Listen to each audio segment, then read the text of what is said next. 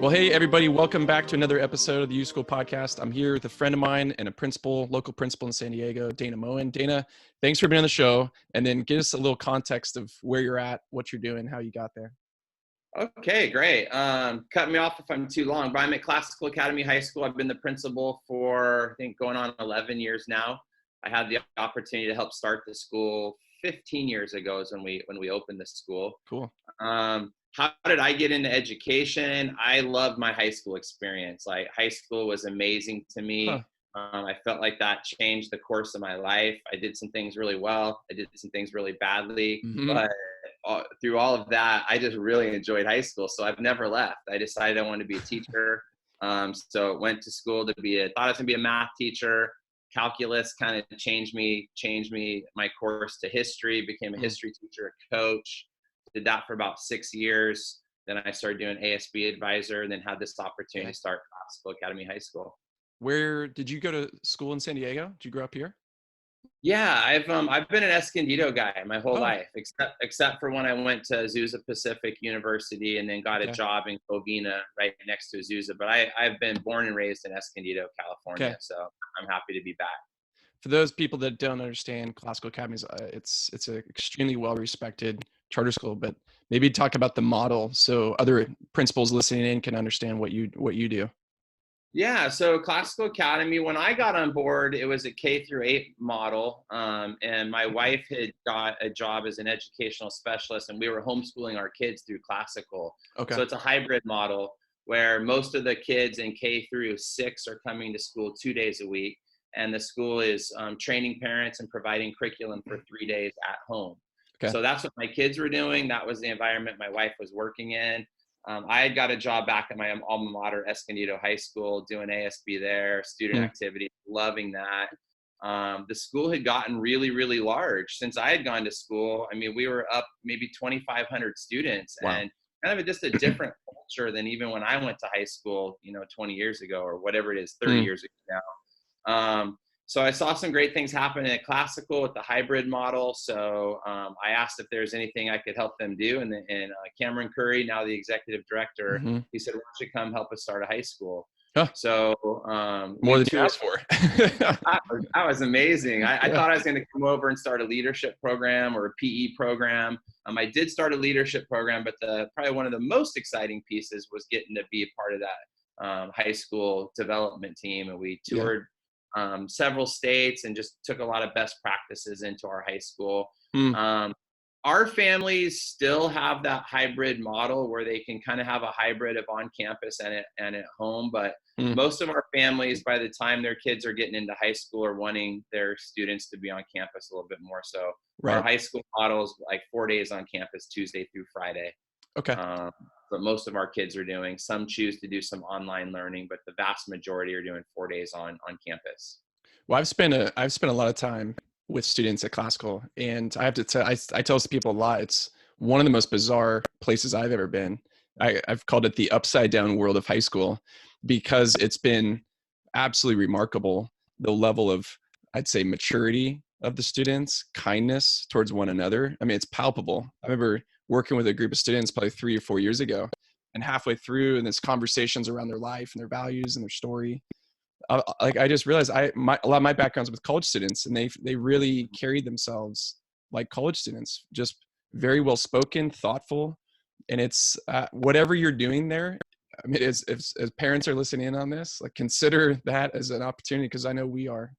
Well, thank you, Scott. I mean, our motto is partnering with parents, right? So that's our number one motto. It's part of the culture, everything we do, our mission, vision, values. It's partnering with parents. So that impacts everything we do. Yeah. And I know many of your teachers, and they are so engaged with students, like in their personal lives. And I'd call it mentoring and helping them grow personally. What do you guys do to model that, to ensure that happens? Like, what are you doing as a principal to make sure that's? Wow, that's a great question. I would start with, I started this conversation with high school impacted me, right? So yeah, the way high school probably impacted me the most was being part of the team. Hmm. being part of a team, a culture. So I was highly involved in sports. I was highly involved in ASB. Hmm. So at least at the high school, my kind of goal here is that every single student belongs. Hmm. So the way to get them belonging is to get them part of a team. So Yeah. um, on the other flip side of that is I ask every single staff member to get involved as well. Yeah. So whether that's a few of them might be involved because they're leading their department, but most of them are jumping in to chaperone events. They're Huh. running a club. I think we have this year 20 early in the year we have 25 active clubs going on Wow. campus, and I Wow. only have 30 teachers on this campus. Huh. So having 25 teachers running clubs, that says a lot about my staff. Yeah. And then the vast amount of just sports and extracurricular activities, the arts. I just find that when kids get connected outside of the classroom's awesome, and there can be Right. amazing connections in the classroom. Right.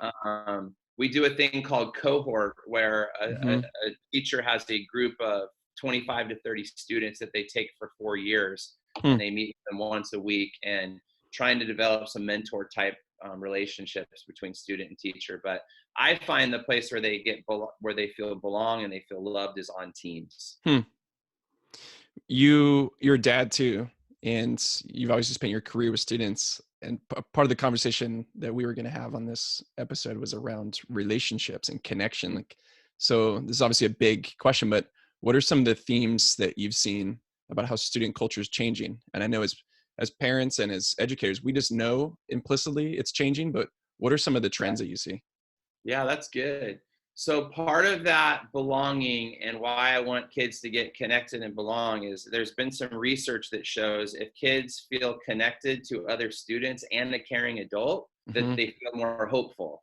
And if they feel more hopeful, the research shows that they're going to thrive in school and outside of school. Yeah. Um, and for whatever reason, as the kids get older throughout school, up into the middle school, high school grades, some of them start losing hope. Hmm. So my job, my role is to give them hope again. And Hmm. I try to find hope by getting them connected. Now, you and I have chatted a little bit, and Hmm. I've seen, kids get connected in the wrong ways, which I think we're going to go there eventually. But Yeah. when they start losing hope, I think everybody knows, especially if you're an educator or a Hmm. parent right now, that stress, anxiety, and depression are Yeah. just through the roof right now. Yeah. And I actually don't exactly know why. Some people blame it on cell phones or Uh-huh. or screen time or whatever. Yeah. But I think there is a lack of human connection component as to Hmm. why they're feeling stressed and anxious. Hmm. What what are you doing as a leader? What is the staff doing? Obviously, you're getting connected, but you're a part of your model is online education, or there's some component of distance learning at least one day a week. How do you kind of make sense of that? Obviously, they're getting involved in teams, but how do you talk about that with students?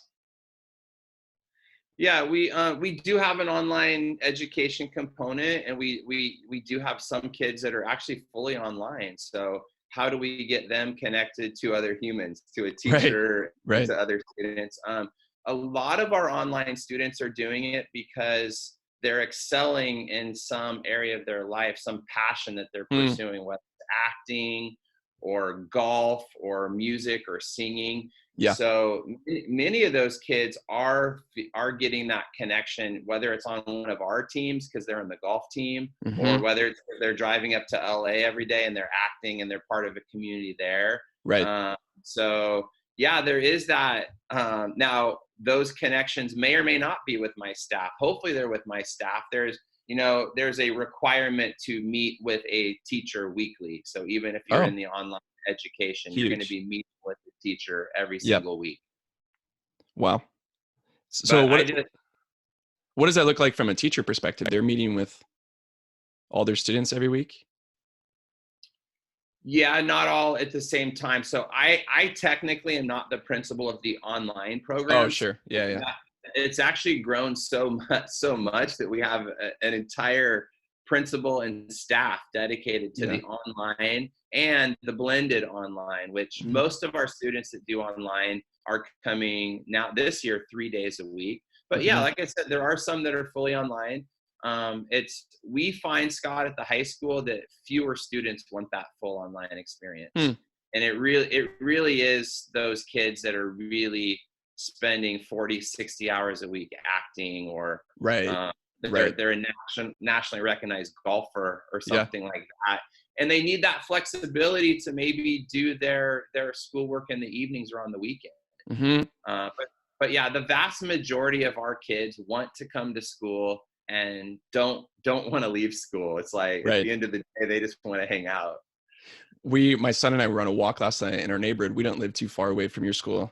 And there was, it was just a bizarre scene. We saw a garage. This is nighttime. The garage is open and there's a kid, apparently he's 14, and he's got this camera set up with the light gear. And so we're walking by and my son goes, "Oh, that's so-and-so." And I'm like, "Who?" He goes, "Oh, he's this like huge TikTok, social media influencer guy." And so I'm like, "What are Wow. you talking about?" So we walk by and I look this kid up and he's got 1.3 million followers and he's a model, he's got an agent. And I asked my son, like, "Well, how do you know who this kid is? Does he go to school with you?" He goes, "No, I think he goes to classical." I don't know the kid. That's funny. That's really funny. But it's one of those like head scratchers of like, that's a Yeah. thing for a kid, or to even have someone that's so invested in their golf career or acting or dance. That's Mm-hmm. I didn't know those kids growing up. I didn't know. Yeah.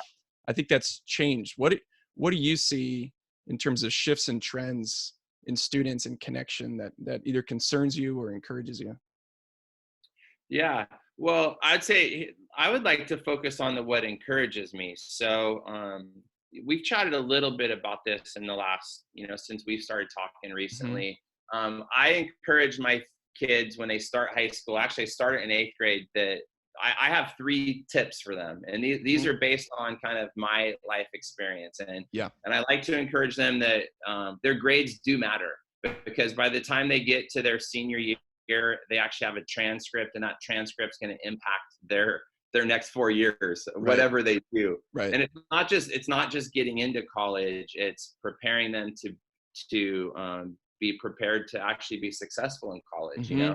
To not Hmm. be dropping out after their freshman year of college. So their grades matter, their academics matter, and I encourage them to pay attention, follow directions, and ask for help. Yeah. The second thing that we've just talked about today is the getting connected. So I want them Right. all connected somewhere. There's lots of places to get connected. The thing that I think that's encouraging and disappointing at the same time is the high school dating. Hmm. Um, I say here at Classical, more encouraging than not. I've seen so as we've seen a rise in anxiety and depression and stress, Yeah. I've also seen a rise in that with my kids that are almost just walking around campus like they're in a marriage relationship. Like, Mm. they're already married. They're in this Right. really intense emotional Right. relationship, this connection, sometimes physical. Everything is about that other person. And to Yeah. me, that's a scary thing that I've witnessed. And Yeah. I've seen a lot of kids not handle that well. So Yeah. my third piece of advice is don't date in high school. That's great. I mean, I And can when imagine that couple where you're walking through the hall and you're like, that's not going to go well.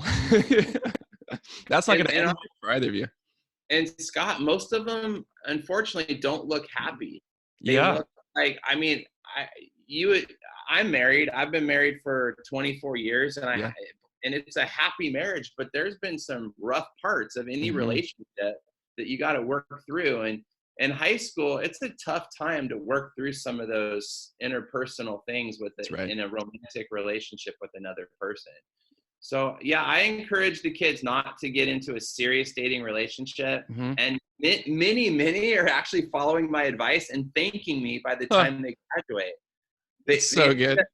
they end up graduating with more friends, Mm. great social skills, a really high grade point average. Yeah.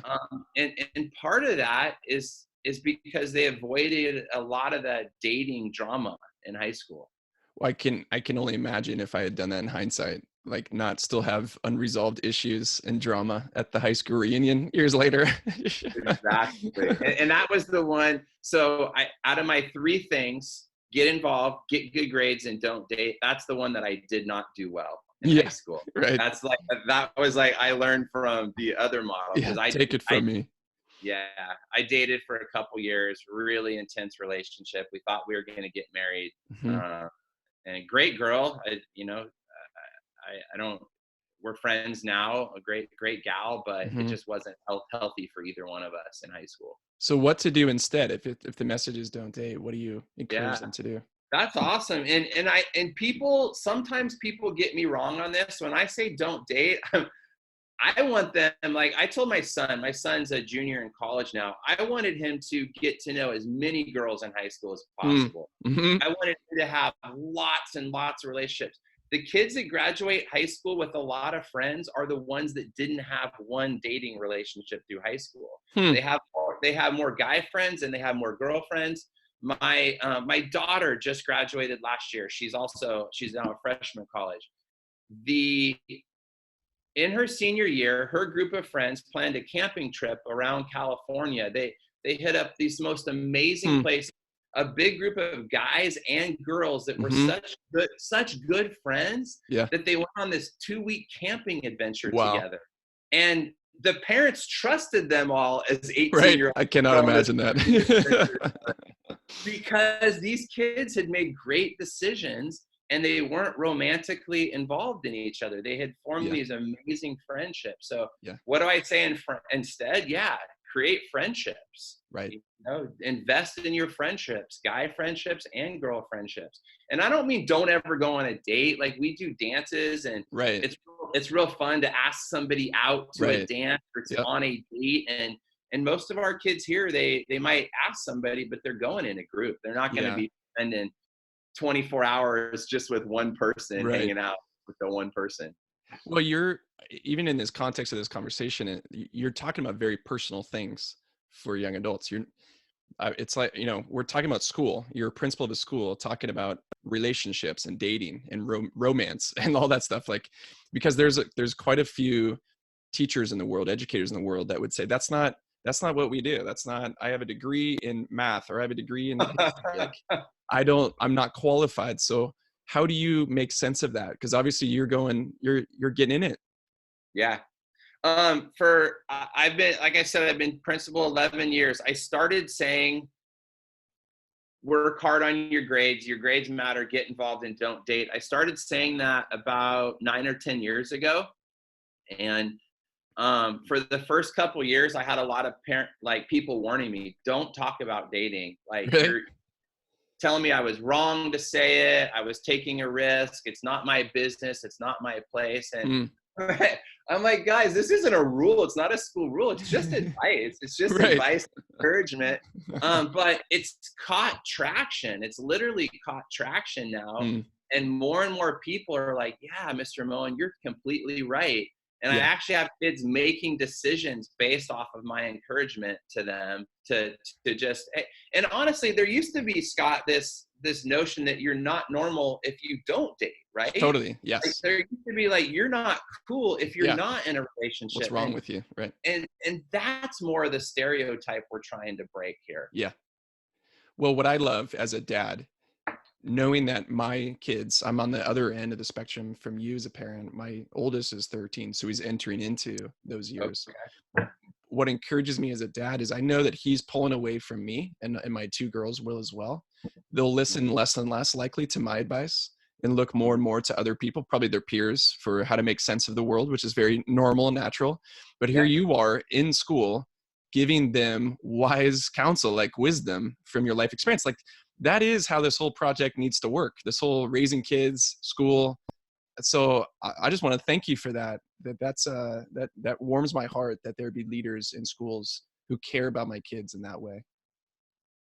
And I'm encouraging the kids. I'm encouraging their parents. I'm normalizing that it's normal not to be in this semi-marriage type relationship Right. when you're a 14, 15, 16-year-old in high school. Right. And Scott, I'm not saying that all relationships are wrong. That's not what I'm trying to say. I've seen very few freshmen navigate a healthy dating relationship. I don't know if I've actually ever seen a freshman, a 14 or 15-year-old navigate a healthy dating relationship. I've definitely seen some at about sophomores have a healthy relationship, and I've definitely seen some juniors and seniors have a healthy relationship. All that to say, the ones that avoid it completely graduate with the most amazing interpersonal skills and the most amazing group of friends just ready to take on the world. Yeah, you're just like, I'm just saying this is research, people. This is just numbers. You choose.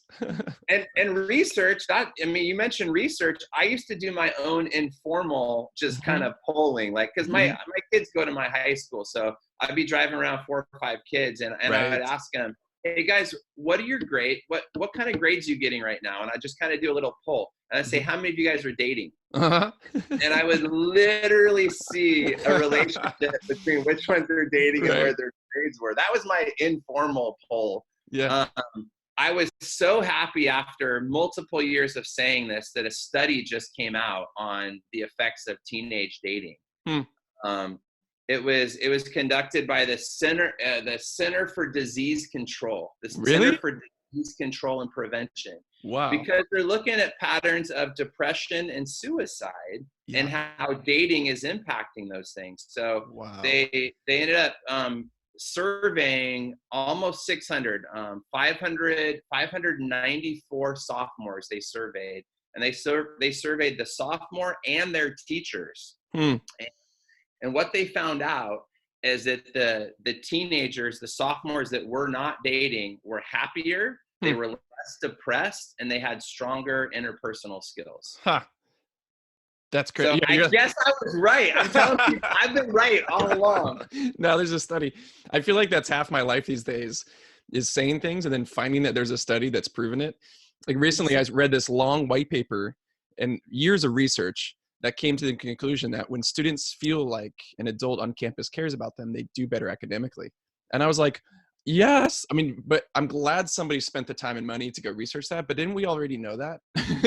we did know that. And that was an amazing study. That was another study that came out that I'm like, that's why I've been pushing this connection. Like, I want kids to be connected at school. And the only reason I really knew it is it worked for me. It worked for me, and then I was seeing it work for other kids. So it's not about one sport or one activity, but we have a lot of boys at Classical that play football. There's 80 to 90 boys every year that play football.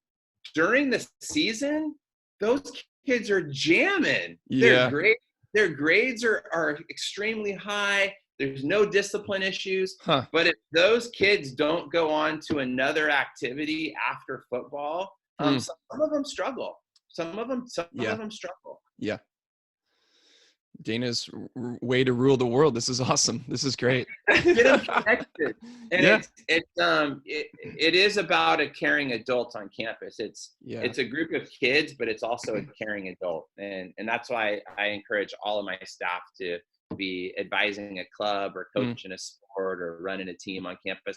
I have a teacher that's not doing a club or sport, but he's going to start taking kids on Mondays when they don't have to be in school this winter up to Mountain High to do some skiing and snowboarding. Wow. And if you have a group of 10 or more, it's an amazing deal. So he just planned this, and he's calling it a snow club. It's nothing official, but he's going to have a snow club of our Escondido kids and driving up to Mountain High and skiing on Mondays this winter.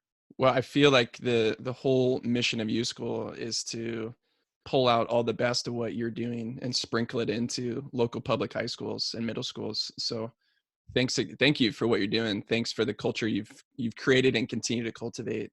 And I just wish you guys absolutely the best. And hopefully I can continue to stop by and be refreshed and reminded there is an upside down world. This will work. The project does.